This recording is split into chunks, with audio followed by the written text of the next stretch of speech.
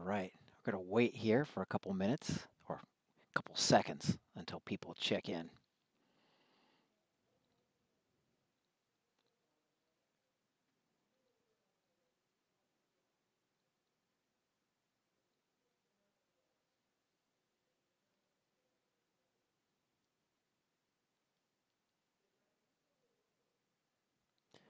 All right, welcome Tech Art fans. It's Friday, it's noon. That means it's time for another episode of Tech Art Talk Live. My name is Chris Rhoda, and I will be the host for today's session. And today we are going to have an interview with an old a friend of mine, Ivan DeWolf. Ivan is a master proceduralist. He heralds back from the industries of both visual effects, film, and interactive real-time media. So he and I used to work together back in the old visual effects days over at a company called VIFX. That's something one for your visual effects records. He and I both work together at Electronic Arts, and right now Ivan is a uh, a lead engineer at Sony Interactive or Sony ImageWorks up in Vancouver. And he's busy working and creating and working on the next feature-length project there. So, without ado, let's get things started with today's interview. All right, welcome, technical artists. I would like to welcome Ivan DeWolf today to this episode of Procedural Gems. Now, Ivan DeWolf is Feature-length a project senior there. software So, engineer for without Sony Pictures ado, let's get ImageWorks things up in started Vancouver. with today's And interview. Ivan has a long history of visual effects and working in proceduralism, which holds all the way back to the VIFX technical artists. Tuesdays. I would like to welcome even earlier to the original VIFX to if anyone this episode those. Of Procedural Gems. Now, Ivan DeWolf welcome is to senior software Procedural Gems, Sony ado, Pictures let's get ImageWorks things up in started Vancouver. with Thank you very much interview. for taking the time to join us today. Now, you've been doing proceduralism for an extraordinarily long amount of time. Now, currently, you're doing primarily, software and tool support, right? Yes. Now, based on prior conversations, you said that you're using Houdini Engine a lot, and creating and integrating these tools with other packages. So, what advantages does Houdini Engine and proceduralism actually afford you as the developer, and what does it afford to the artists that just the normal packages wouldn't have by themselves? Well, right now, for the main thing, of course, being that Houdini is fundamentally a procedurally based package. So it's designed specifically for doing procedurally based workflows. So the real advantage of Houdini Engine, and frankly, I'm a little frustrated that they renamed it Houdini Engine. An engine has a specific term, especially in the gaming industry, which Houdini Engine is not. It's not actually an engine in terms of like being a game engine. Their original name for it was Happy, the Houdini API, which is a much better name for it. It gives you the ability to, through an API, to connect one software package to Houdini. So, for instance, if you're making tools in Maya, which is Maya is has a very, I'd say that the contrast, the easiest way to understand something sometimes is in terms of a contrast. So, what the hell is proceduralism? In contrast, I guess the opposite of procedural work would be manual work, direct work. That's an excellent comparison. Yeah, and I think that a lot of artists veer away from procedural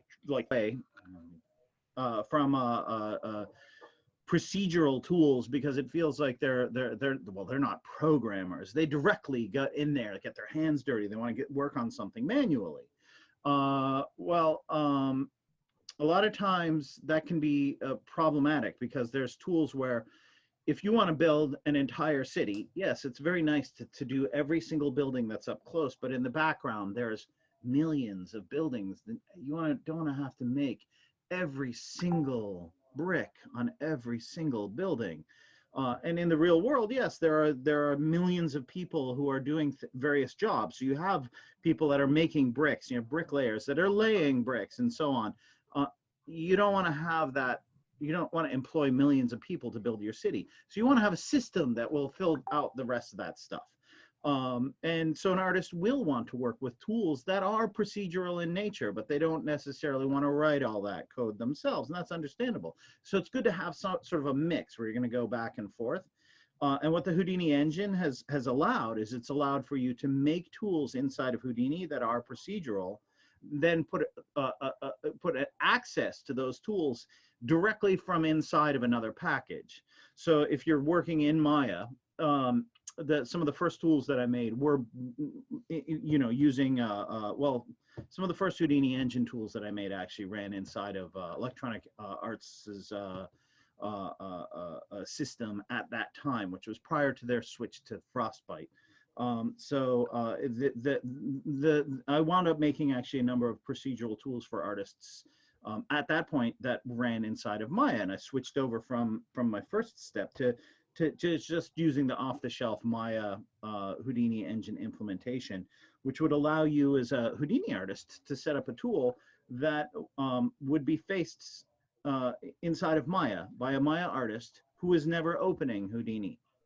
All they would do is they would make their work in Maya, and then they would click the button, and then they would run it through a Houdini filter, essentially, that would procedurally change whatever they had and would spit out some geometry that then they could continue working with.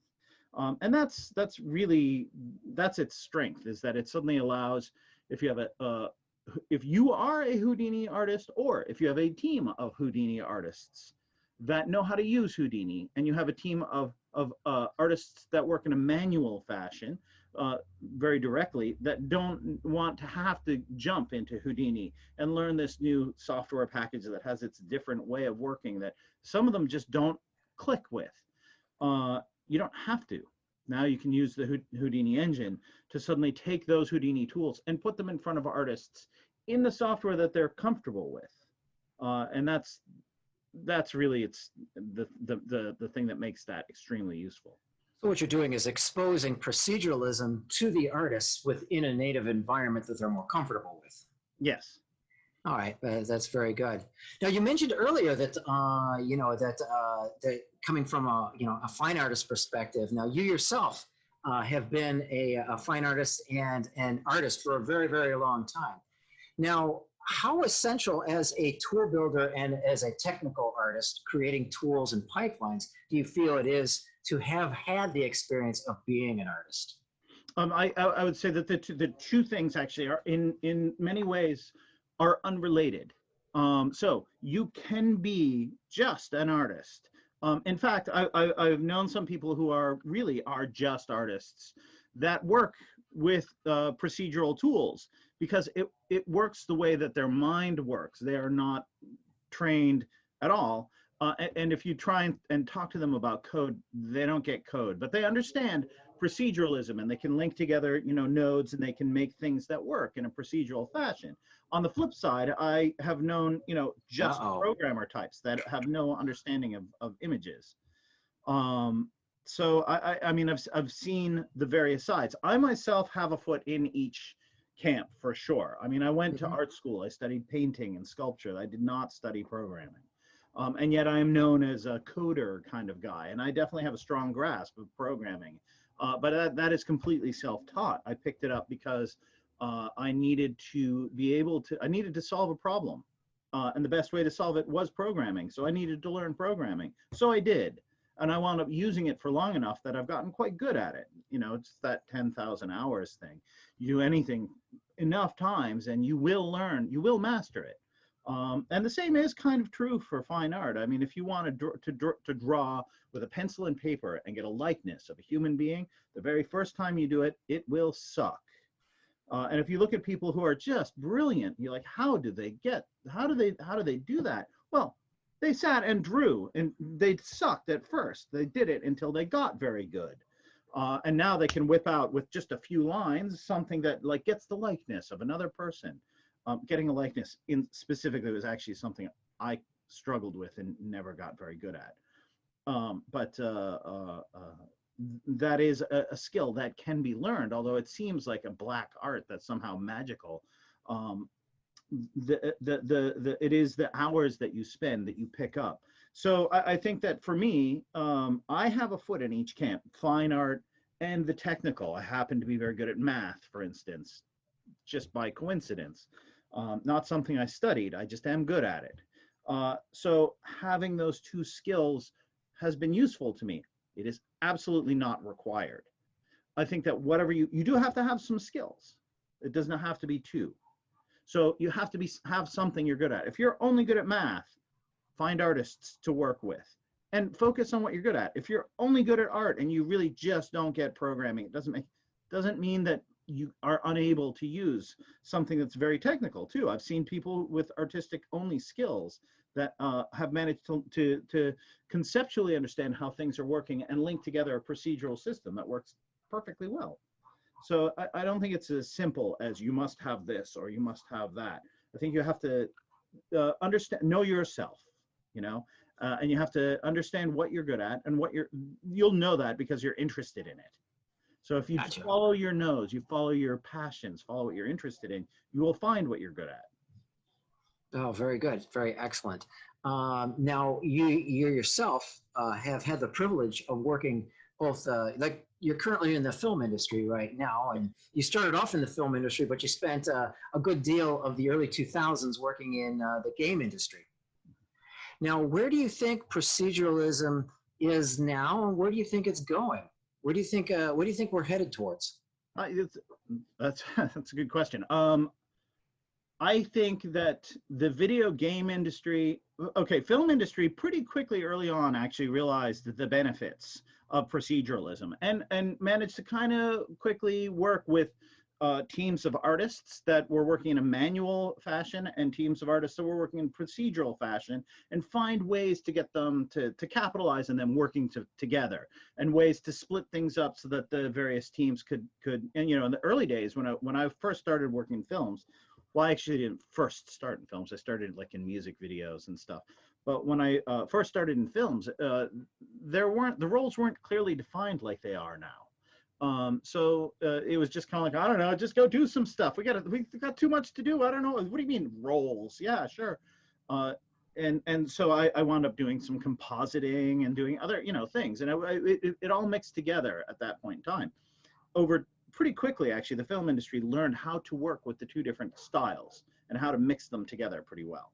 The video game industry, not as much. They were really kind of almost allergic to anything that was procedural. They really they were doing so much, especially in the early days. They had such limited resources that like every single bit of data, every single 1 and 0 on disk had to be accounted for on such a very careful level that they really were not able to just willy-nilly, oh, if it renders, it's done, we're good enough. And it had to look good from all angles. So it really had to have a lot of manual work put into it. So the idea of like, well, we're not going to have an artist build every building. We're just going to let some system crank stuff out. They're like, no, that's not, we can't have that. They were allergic to it for a long time. And then it's only really in the last few years that all of a sudden this concept of, oh, wait, maybe we do want some proceduralism in our system. Maybe we do want some proceduralism in our system and we don't want to just do everything manually.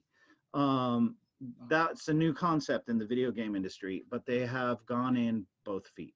They really have thrown themselves at it. And there have been some people who have done some incredible procedural systems that are extremely well integrated.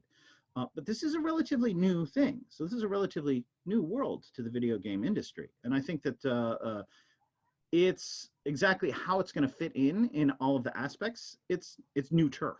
So that is being figured out. I think on the film side, it's a little bit more integrated.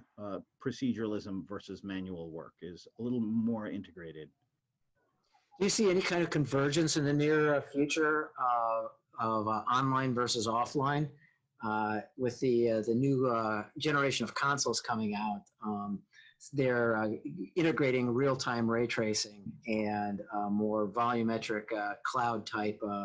um, cloud type rendering and so forth. And so therefore, and the film industry itself is using uh, game engines for pre-visualizations and for Yeah, that's actually production. So huge. the worlds seem to be almost intermeshing. Yes, I'd say that they are in the process of colliding. It's not it's not completely done by any stretch. This is also something that is very current, is film and television productions working with video game technology. That's like just in the last couple of years, really. This is a very hot topic. I think that's um, there's also the technology's changed a lot. So you can assume now, for instance, that people have high enough bandwidth internet connection to stream video, just as a small, for instance. So you can, I think that video game technology is going to start having a lot more crossover from film, and film is going to have a lot more crossover from video games. I think that there are certain things that were showing up pretty recently in terms of offline rendering for movies and stuff that were showing up at about the same time in video games. So ambient occlusion, just as a for instance, I mean that's a good decade ago that it was really starting to show up in film, and it's a good decade ago that it was starting to show up in video games. So that was sort of showing up simultaneously. But the level of detail of geometry that's being used in film, rather actually it's sort of the flip side of looking at it is more makes more sense. The level of geometry that's being showing up in video games at this point is on par with what we had in film 20 years ago. Many of the tricks that we were doing to get things to work with the kind of geometry that we had available to us 20 years ago in film are now readily available in video games. So that's getting pretty interesting. So that's there's a mix of technology, a mix of things that were available in film 20 years ago are showing up in video games, and a mix of things that are showing up now in film technology that's also showing up in video games. Mm-hmm. So it's not synchronous. It's not video games aren't simply 20 years behind offline rendering of film. No, they're actually kind of neck and neck. They have different strengths and weaknesses. It is definitely interesting. Oh, very good. So before we get going, did you have any advice or any suggestions for students who are just starting to learn proceduralism? Anything that they should focus on? Any kind of strategies you would advise? Yeah, the main for me the main thing that you have to learn is you have to learn how to learn, because when you are done with school and you have learned everything that school has to teach you and you go on to work, you are not done learning. So everything that if I were to have taught you absolutely everything that you needed that there is to know about visual effects production in film and things I didn't know at the time, and if you were to step back 10 years and learn absolutely everything that is possible to learn, by today you would have more things that you need to learn. So anything that I can tell you you need to learn now is only something you would need to learn now. You need to learn how to learn. So, yeah, I think that's an excellent suggestion. I mean, just so myself now, I find myself scrambling to learn as much as I can, and there's just not enough hours in the day. It's just because it just seems like the more you understand, the more you realize that the more you don't know, yeah. And the more you've got to figure it out. Yeah, and actually one really nice thing that the internet has brought us is there are so many fantastic learning resources available now. I mean, there's a lot of things that I never learned in that are like, for instance, math stuff. Math teachers were terrible. My, middle school, high school math teachers probably did more damage than good. But nowadays, if you want to understand graphing on the complex plane, you can find libraries of videos explaining how this works, and it's like the shoe drops immediately, like, wow, this has been visualized for me in such a brilliant way and never would have been available to you in the 80s or whatever. And now that those things are just there at your fingertips, so if you want to learn, it is all available, which is really good. It's a great era for learning things, and probably will continue to be so. Oh yeah, definitely. I definitely encourage my students that they're going to learn more 1 month, working in the industry than they're going to learn an entire year with me. And That's I was making them drink from the fire hose.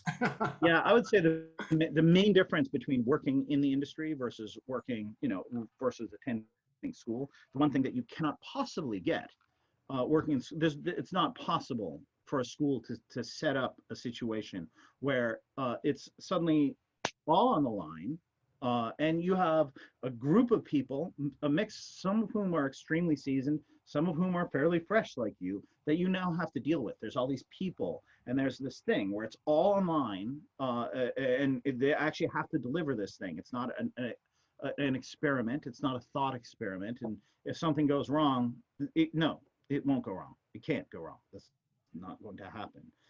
So whereas when you're in school, if you wind up working on a school project and hey, it's a few days late or whatever, there's a lot more forgiving, and it is really hard I think it'd be impossible to actually create a school that truly replicates the experience of a production. But there's not really a reason to. The other thing is that there really needs to be two phases. You really do need to have a calm window of time early on where you are simply educating yourself and where the stakes are low. Where if you don't deliver on time, it's okay because you need to learn things. And then after that, you can go through the fire. And the really the biggest change I think is the people that you wind up shoulder to shoulder with, which you're surrounded by students at school, students and teachers.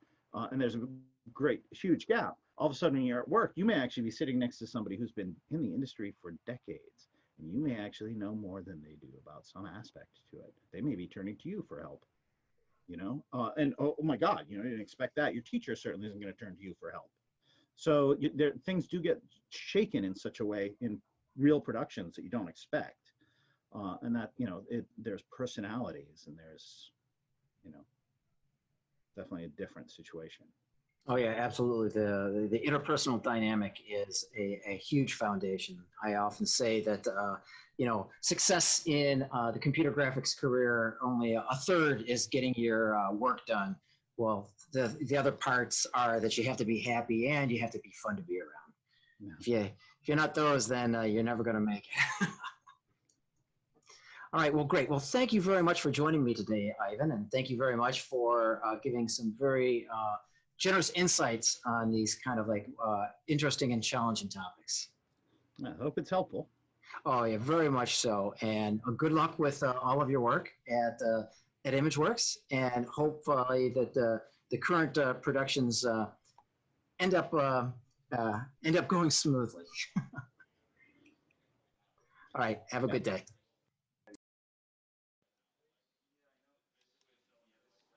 All right. Thank you, Ivan, for that outstanding interview. Hope you enjoyed this interview, folks, today. Tune in again next week where we're going to have another Procedural Gems interview, but with Chris Chapman. Chris is the lead visual effects artist over at NetherRealm Studios, and he'll be sharing his perspective on procedurality, for he also is a teacher of Houdini. Anyway, if you like what you saw today, please go ahead and hit the subscribe button for the YouTube channel, and check me out on my Facebook page. That's Chris Rhoda and Tech Art Talk or Tech Art EDU on Facebook, or I'm also on the LinkedIn for Chris Rhoda and the Tech Art EDU as well. So thank you very much for joining us. If you're interested in more Houdini stuff, tune again at 3 o'clock at this channel, where we're going to go with Houdini Secrets Live, and we're going to be dealing with some procedural asset workflows working with Houdini and UE4. So join us again at 3, and otherwise I'll see you again next week on Tech Art Talk Live. Bye.